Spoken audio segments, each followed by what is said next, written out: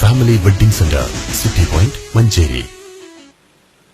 സംസ്ഥാന യുവജന കമ്മീഷൻ വിവിധ കുറ്റകൃത്യങ്ങൾക്കെതിരെ പുല്ലങ്കോട് ഗവൺമെന്റ് ഹയർ സെക്കൻഡറി സ്കൂളിലെ വിദ്യാർത്ഥികൾക്കായി ബോധവൽക്കരണ ക്ലാസ് സംഘടിപ്പിച്ചു. എടവണ്ണ പോലീസ് സ്റ്റേഷനിലെ senior civil police officer Philip Mambad ക്ലാസുകൾക്ക് നേതൃത്വം നൽകി. അത് നമ്മുടെ ജില്ലയ്ക്ക് മാത്രം ആവശ്യപ്പെട്ടതാണ്. കഴിഞ്ഞ ഒരു 4-5 മാസങ്ങൾക്ക് മുമ്പ് ഞാൻ എന്റെ ഭാര്യ ഇങ്ങനെ പോവാം കാറില്, എന്റെ ഭാര്യയുടെ തോണ്ടിട്ട് പറഞ്ഞു നോക്കി പിടിച്ച ആ സ്ത്രീയുടെ ഷാൾ ഇപ്പൊ കൊടുങ്ങുക ബൈക്കിന്റെ ഇടയിലാണ്. അപ്പൊ കാർ കുറച്ച് സ്പീഡിൽ വിടുക. ഏകദേശം ഒരു 100 മീറ്റർ ക്യാമ്പിൽ എത്തിയപ്പോഴത്തേന് എനിക്കിത് പറയണം. നോക്കും ഭാര്യ ഭർത്താവിനെ ഇങ്ങനെ കെട്ടി അണഞ്ഞിട്ട് പിടിച്ചിട്ടുണ്ട്. തൊട്ട് മുൻപിൽ ഒരു കുഞ്ഞുമോള് ഇങ്ങനെ ആ ഹാൻഡിൽ പിടിച്ച് മുറുക്കിരിക്കുന്നത് എന്തൊക്കെയോ ഉപ്പയോടുള്ള കുളൂസ് അടിക്കുകയാണ് കുപ്പയോട്. അങ്ങനെ ഞാനിങ്ങനെ അടുത്തെത്താറാകുമ്പോഴത്തേന് എന്റെ വണ്ടിനെ ഓവർടേക്ക് ചെയ്തിട്ട് ഒരു ഫ്രീക്കൻ കുട്ടി, കാര്യം ഓരോ പാന്റ് ഇവിടെ കിടക്കണം, ഇവിടെ ഓരോ മുടി ഇങ്ങനെയാണ്. എന്താ മക്കളുടെ വണ്ടിയുടെ പേര് സംഘം എന്താണ്? ആ ഹങ്കുമല ഓരോ ഹുങ്കാട്ടിയെ കടത്തിട്ടാണ് കാറിന്റെ അടുത്ത് എത്തലും ഇവരെന്താ പറഞ്ഞെന്നറിയോ?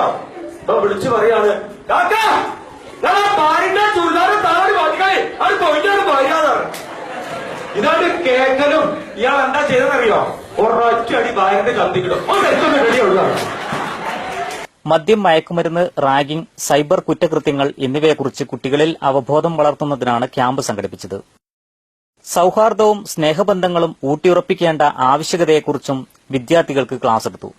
കേരള സംസ്ഥാന യുവജന കമ്മീഷൻ യൂത്ത് ഡിഫൻസ് ഫോഴ്സിന്റെ ആഭിമുഖ്യത്തിൽ സംസ്ഥാനത്തുടനീളം വിദ്യാർത്ഥികളിലും യുവാക്കളിലും വർദ്ധിച്ചു വന്നുകൊണ്ടിരിക്കുന്ന ലഹരി പദാർത്ഥങ്ങളുടെ ഉപയോഗം ഇല്ലായ്മ ചെയ്യുക എന്ന ഉദ്ദേശത്തോടു കൂടിയാണ് ഇന്ന് പുല്ലങ്കോട് സ്കൂളിൽ വെച്ച് ഇത്തരത്തിലുള്ള ഒരു ബോധവൽക്കരണ പരിപാടി വിദ്യാർത്ഥികൾക്ക് സംഘടിപ്പിച്ചിട്ടുള്ളത്.